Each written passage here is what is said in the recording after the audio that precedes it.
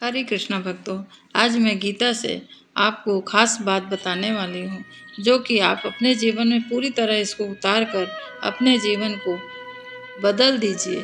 क्या रखा है ऐसे झूठा व्यक्तित्व में? आज से ही आप अपना जीवन भगवान के प्रति समर्पित करके और अच्छे से जीना शुरू करिए। गीता का पहला उपदेश, हमारे दुखों का कारण हम स्वयं हैं, क्योंकि हम दूसरों को अपना समझ लेते हैं। अपना तो कोई यहाँ है ही नहीं। जब हम दूसरे को अपना समझने लगते हैं तो वही अपने हमें दुख देने लगते हैं। उनकी हर छोटी बात या बड़ी बात हमें चुभने लगती है और उससे ही उलझ के हम दुखी रहते हैं। जबकि देखिएगा भक्तों, दूसरे से हमें कोई लेना देना नहीं तो उससे हमें कभी दुख भी प्राप्त नहीं होता है। ये प्रैक्टिकल बात है, इसे अपने जीवन में आप उतारिए। अंतर मन से स्वयं धीरे धीरे आप अकेले होते जाइए और भगवान में आप लीन होते जाइए। एक राजा था जिसका एक महल बहुत अति सुंदर था। उस महल को इतने उससे बनवाया था उसने, उसे बहुत अहंकार था कि इससे सुंदर महल किसी का नहीं है और सभी लोग उसके महल को देखने आते थे। दो चार जन के मन में ऐसी भावना आई कि राजा का महल बहुत सुंदर है, इसको हम खरीद लेते हैं। उन्होंने बोला, तब राजा अहंकार बस कहते हैं कि नहीं, यह महल मैं बेच नहीं सकता हूँ, यह मेरे गौरव का प्रतीक है। तब वो चले जाते हैं। अचानक एक दिन उसके महल में आग लग जाती है। राजा उस समय बाजार में होता है। वह बाजार से वापस आता है तो अपने महल को देखकर इतना चिल्लाकर रोने लगा तथा कहने लगा कि मैं इसमें जाकर अपने आत्मदाह कर लूँगा, क्योंकि इतना सुंदर महल मेरे आंखों के सामने जला जा रहा है। तब गांव वालों ने उन्हें कहा, हे राजन, यह महल तो तुम्हारा पुत्र पहले ही बेच चुका है। जैसे ही उस राजा को पता चला यह महल बिक गया है, वह बहुत प्रसन्न हो गया, क्योंकि वह अपने महल नहीं समझ रहा था उसको, वह दूसरे का महल हो गया। इसी प्रकार जीवन में हमारे पास जब समस्या होती है तो हमें अपनी लगने लगती है, वही दूसरे के साथ यदि कुछ हो रहा होता है भक्तों, तो हमें वो बहुत आसान लगने लगता है, क्योंकि हमारी समस्या तो है ही नहीं। दूसरे के दुख से हम कभी दुख नहीं होते हैं। एक छोटी सी बात मैं आपको बतलाने वाली हूँ। आप समझिए कि यदि आपका पति या आपकी पत्नी मर गई, उससे सबसे ज़्यादा आहत आपको होगी। थोड़ा उससे कम दुख आपके पुत्र या पुत्री को होगा, उससे थोड़ा कम दुख आपकी बहू और दामाद को होगा, उससे भी थोड़ा कम दुख आपके नाती पोता को होगा। और यह सुनकर सारे पड़ोसी को सिर्फ संतावना देने जैसा दुख होगा, उनको कोई दुख नहीं है। अगर कोई ख़त्म हो गया और आप अपने पड़ोसी को बताते हैं तो कहते हैं, जाना है अभी हमको अग्निदाह में, संस्कार में हमें जाना है।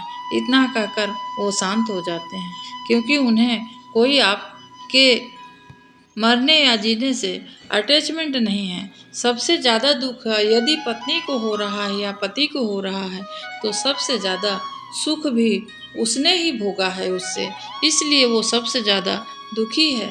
भागवत गीता हमें यही समझा रही है कि ना किसी से ज़्यादा आप सुखी का उम्मीद करिए तो दुख भी आपको कम मिलेगा। यदि भक्तों कोई व्यक्ति ये सोचता है कि कोई नहीं देख रहा है और चालाकी से किसी के साथ दगा कर रहा है, तो भगवान सब देख रहा है। उसका कर्म उसे अवश्य ही भोगना पड़ेगा। यह बात कोई नहीं जानता है। आज के समय में आप कहीं जाते हैं, बाजार या बड़े मॉल होते हैं, तो उसमें जाते हैं तो हर जगह कैमरा लगा होता है।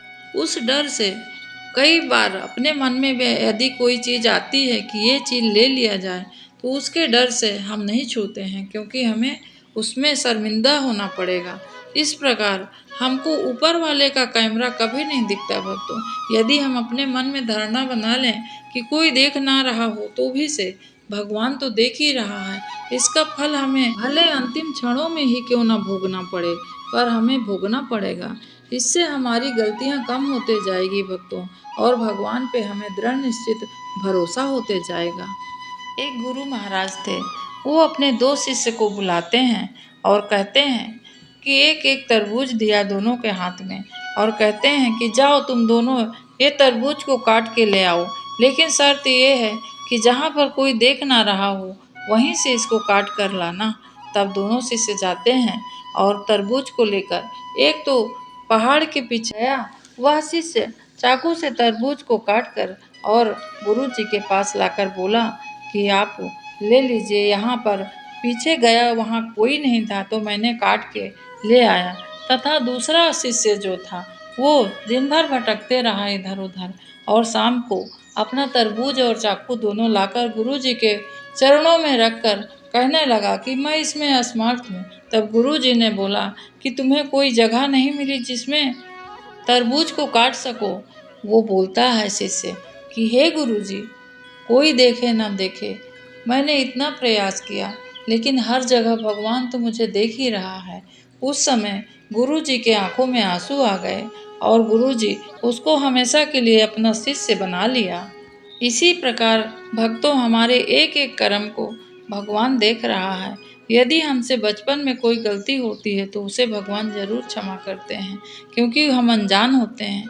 जैसे जैसे हमारी अवस्था बढ़ती है और अच्छे बुरे का ज्ञान होने लगता है, यदि उसी कर्म को हम जानबूझ के बार बार करते हैं तो भगवान उस गलती को हमें कभी क्षमा नहीं करते हैं।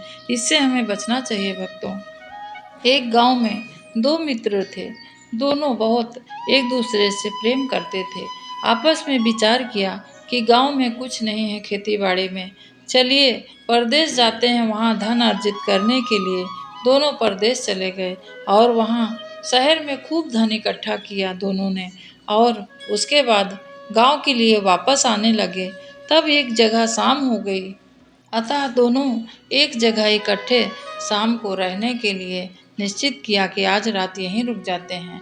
और एक मित्र ने कहा कि तुम बाजार से कुछ सामान लेकर आ जाओ, और दूसरे मित्र ने खाना बनाने की व्यवस्था करने लगा। जो भोजन पका रहा था उस मित्र का मन काला हो गया और वो सोचने लगा कि जो बाजार गया है मेरा मित्र, यदि मैं इसको जहर डाल के खाना खिला दूं तो मैं इसका सारा धन अर्जित करके अकेले धनवान हो जाऊंगा। इस प्रकार उसने किया कि जहर मिलाकर उसको खाना परोस दिया और वो खाने से उसकी मृत्यु हो गई। मित्र मरा हुआ छोड़कर और वो जाकर अपने गांव में धन लेकर अपने पत्नी के साथ आराम से रहने लगा। कुछ दिन के बाद उसको एक पुत्र हुआ, और वो पुत्र हमेशा बीमार रहता था। और उसके बीमारी में, अपने पुत्र के बीमारी में, उसने अपने मित्र से जो छल करके धन अर्जित किया था उसको सारा पुत्र के बीमारी में लगाना पड़ा। अतः धीरे धीरे पुत्र बड़ा तो हो रहा था, परंतु इतना बीमार रहता था कि हर रोज उसके दवा में बहुत धन खर्च होता था। जैसे जैसे बेटा बड़ा होते गया और उसके जितना भी अपने दोस्त का धन लिया था वह सब पुत्र के इलाज में समाप्त हो गया।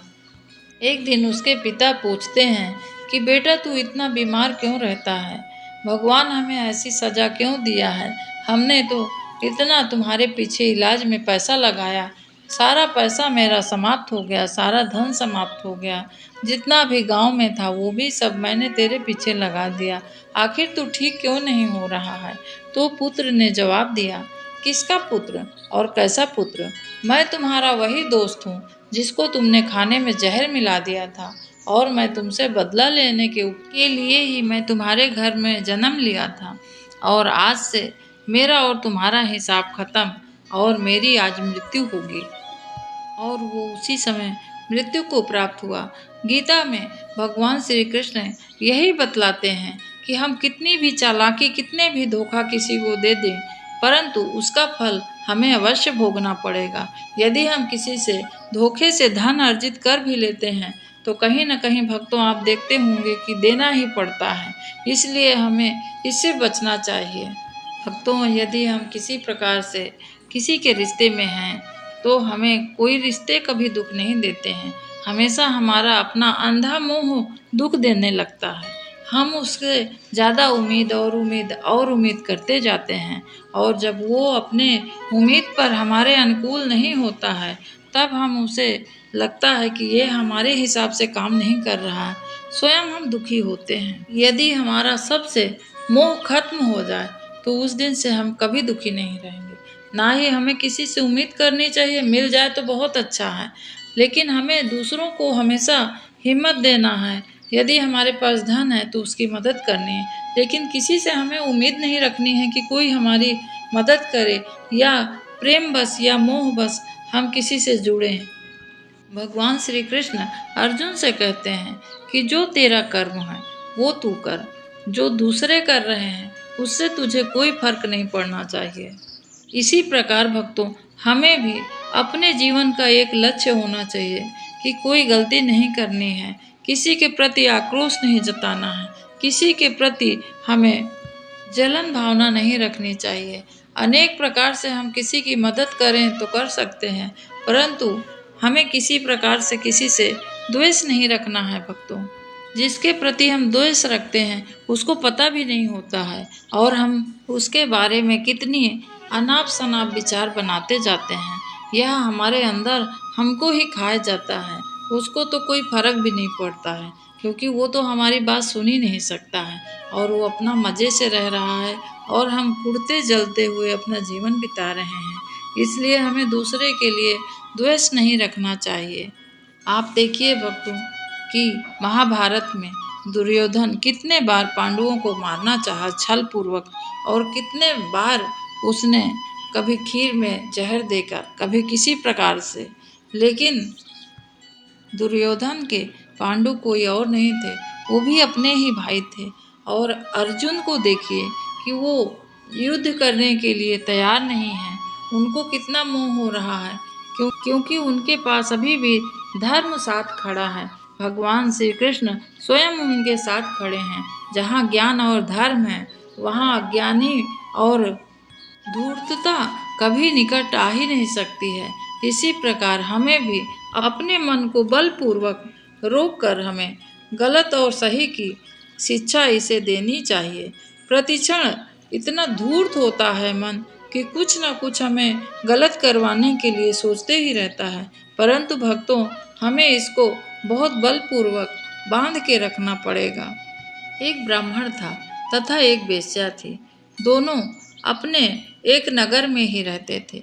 मंदिर जहाँ बना था वहीं पे वेश्या का घर बना था। वहाँ हर एक प्रकार के लोग आते थे, और वेश्या उसमें रहते हुए भी हमेशा देखती थी कि मंदिर में ब्राह्मण किस प्रकार से पूजा अर्चन कर रहा है, और मैं यहाँ नर्क भोग रही हूँ।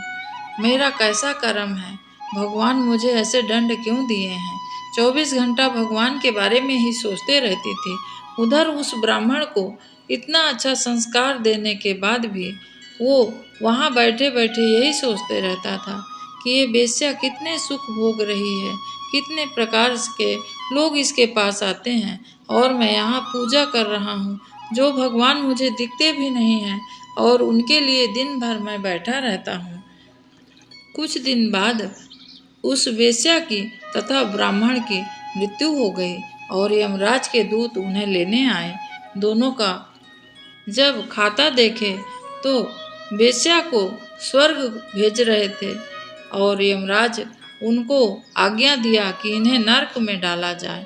तब ब्राह्मण रोते हुए कहने लगा कि हे प्रभु, मैं तो कभी कोई गलती नहीं किया और मंदिर में ही रहा हमेशा, लेकिन इस वेश्या ने हमेशा गलती करी है, और इसके अनेक अनेक पाप होंगे, लेकिन आप इसे स्वर्ग भेज रहे हैं। आखिर मेरा क्या पाप है जो मुझे नर्क की यातना भोगना पड़ रहा है।